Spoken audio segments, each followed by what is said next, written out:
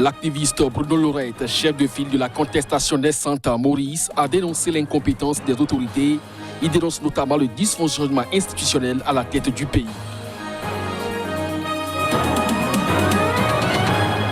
Aucun service de réanimation dans une ville moyenne fortement touchée par le Covid-19 en Tunisie. La pandémie a jeté une lumière crue sur les défaillances des infrastructures sanitaires publiques.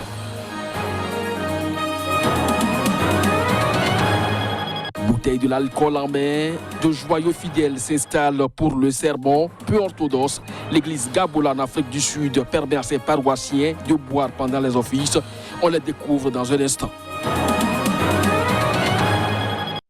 Ainsi se présente le sommaire de cette édition. Bonjour à chacun, bonjour à tous et bienvenue. L'activiste Bruno Lorette, chef de file de la contestation naissante à Maurice, où la population s'indigne de la gestion par le gouvernement de la marée noire qui a pollué la côte ouest en août dernier, critique l'incompétence des autorités. Il dénonce surtout les dysfonctionnements institutionnels à la tête du pays. On l'écoute. À ce moment-là, on dit, bien écoutez, comment est-ce possible qu'on peut mettre des gens incompétents à la tête du pays? Quand on regarde, il y a un dysfonctionnement institutionnel à la tête du pays. C'est ça qui est désolant. C'est ça qui est, comment dire, rageant. Parce que quand on regarde tout ça, et en plus de ça, il n'y a aucune humilité. Il y a des gens qui n'acceptent pas et disent, écoutez, on est tous humains. On commet tous des fautes. Mais je pense que c'est important à un moment donné de dire, écoutez, on a failli, mais on va reprendre les choses. Mais on ne va pas rester dans l'arrogance. Au fait, là, je n'ai pas de colère, j'ai plus de la tristesse quand je regarde l'incompétence qui règne. Parce que la colère, ça ne va servir à rien. Parce que je peux pas si je dois être en colère, c'est envers moi-même. Parce que c'est nous qui mettons des gens comme ça à la tête du pays. Donc la colère est dirigée envers nous-mêmes, pas envers d'autres personnes. Il faut être toujours à l'écoute du peuple. Parce que le véritable employeur, c'est le peuple. Parce que les députés de l'opposition ou du gouvernement, ils sont payés par les taxes, par tout ce qu'il y a, c'est l'argent du peuple. Donc, ils sont les employés du peuple. Et le peuple ont le droit de le révoquer s'ils ne sont pas satisfaits. Qui veut dire on est stade là d'échauffement. Le plus important n'est pas encore arrivé. Qui veut dire c'est là qu'on commence. 12 éléphantaux retrouvés morts à proximité de la plus importante réserve du Zimbabwe ont succombé à une infection bactériologique.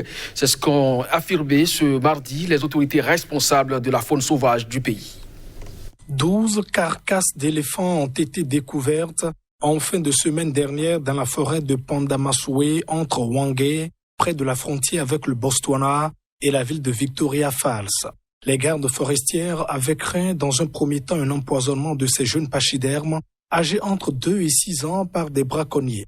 Mais leur défense était intacte et aucun autre animal, y compris les vautours, n'avait été atteint. Suite à cette découverte, les autorités responsables de la faune du Zimbabwe ont ouvert une enquête. À l'issue des investigations, le porte-parole de l'autorité en charge des parcs nationaux a affirmé qu'il s'agit d'une infection bactériologique.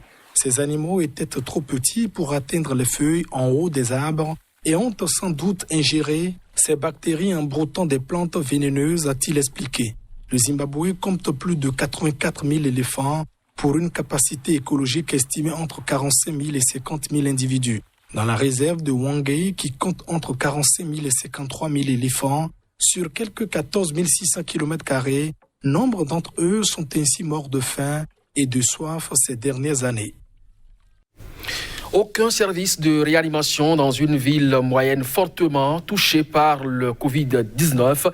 Un seul médecin réanimateur dans le principal hôpital régional dans le sud-est de la Tunisie. La pandémie de Covid-19 a jeté une lumière crue sur les défaillances des infrastructures sanitaires du pays.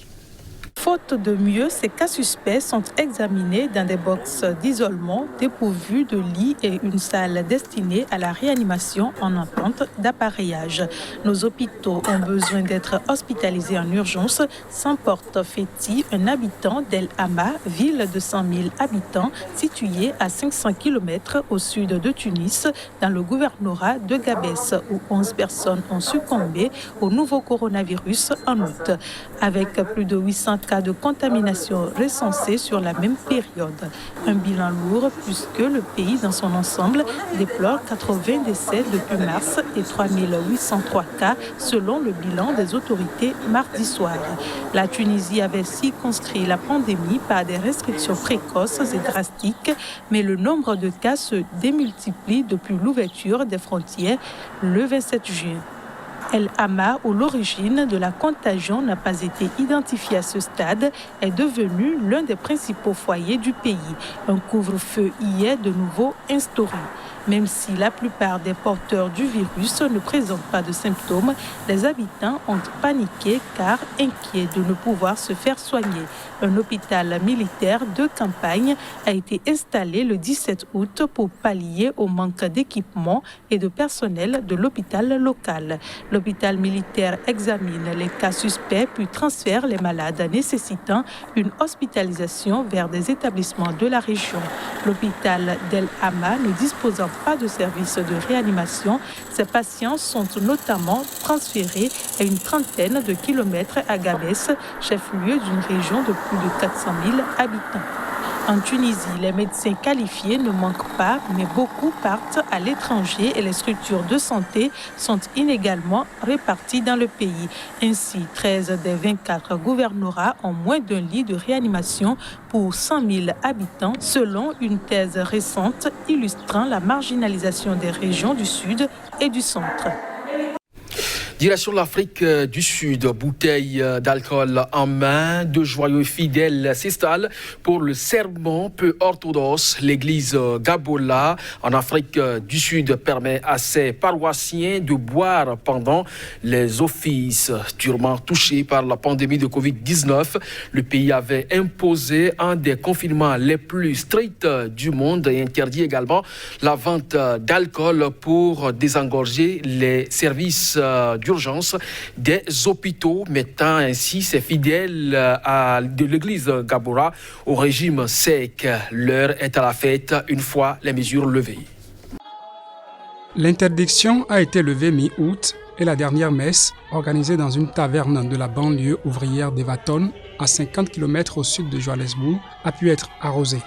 Fondée en 2017 par Tsietsi Makiti pour attirer ceux qui auraient de toute façon été rejetés par les églises catholiques et évangéliques opposées à une trop forte consommation d'alcool, l'église Gabola célèbre généralement ses messes dans des pubs ou des restaurants. Jésus nous a enseigné à pêcher là où il y a du poisson.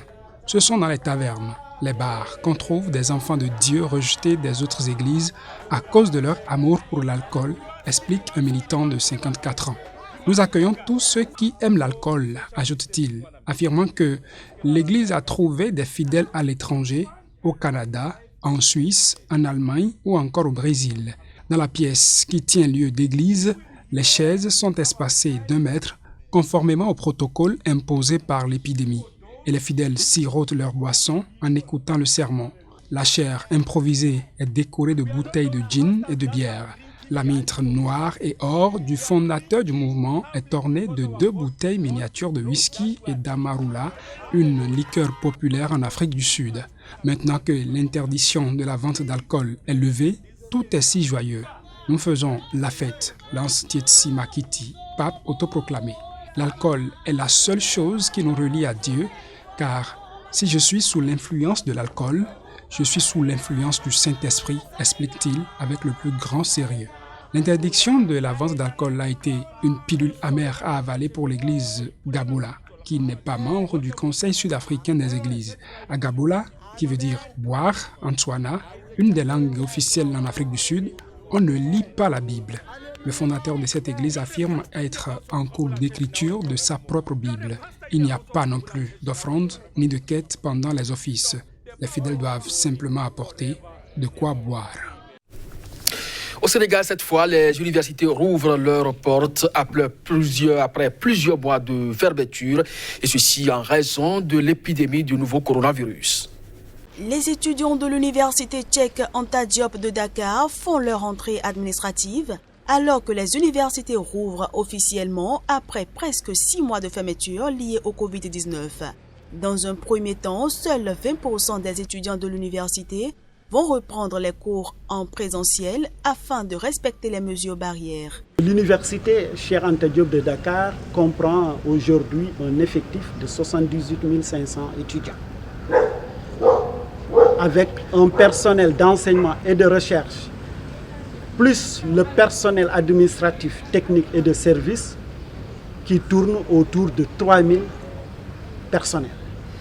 Du 1er septembre jusqu'au 15 octobre, on fera venir les étudiants en licence 3 et en master 1, qui constituent un effectif de 20 à 25%. Avec cet effectif, c'est sûr qu'avec les capacités d'accueil physique dont nous disposons, de faire respecter les mesures barrières. Nous avons acheté et aussi le rectorat nous a aidés donc en thermoflash. Hier, on a reçu 20 000 masques du ministre de l'Enseignement supérieur. Et ensuite, nous avons fait la désinfection. Ensuite, chaque enseignant, pour valoriser et mettre en œuvre les enseignements en ligne, on a reçu, chaque enseignant a reçu un modem. Je viens ici, mais j'ai vu quelques étudiantes. Je pense que beaucoup d'étudiants n'ont pas d'accord pour que les étudiantes reprennent les cours. Parce qu'à cause du Covid-19 qui commence à augmenter et à être très difficile au Sénégal. Alors que chaque faculté doit encore s'organiser de façon indépendante, les étudiants attendent toujours leurs emplois du temps et des détails sur la reprise effective des cours. C'est cette information que nous refermons ce journal. Merci à vous de nous avoir suivis. Très belle suite de programmes sur SICA. Voici enfin le vrai visage des informations d'un continent africain qui bouge. L'Afrique, continent de l'avenir. Les grands investisseurs vous diront qu'investir en Afrique, c'est investir pour un avenir radieux.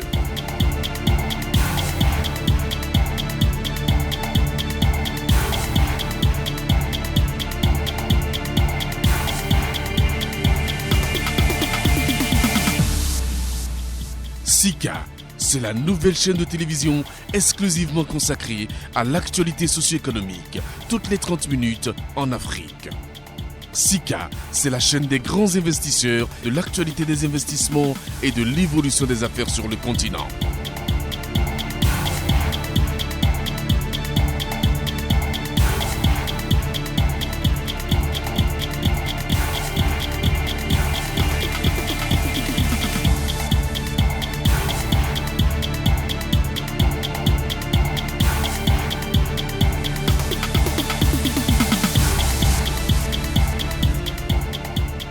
Le seul choix, la seule chaîne pour rester connecté à l'Afrique qui bouge.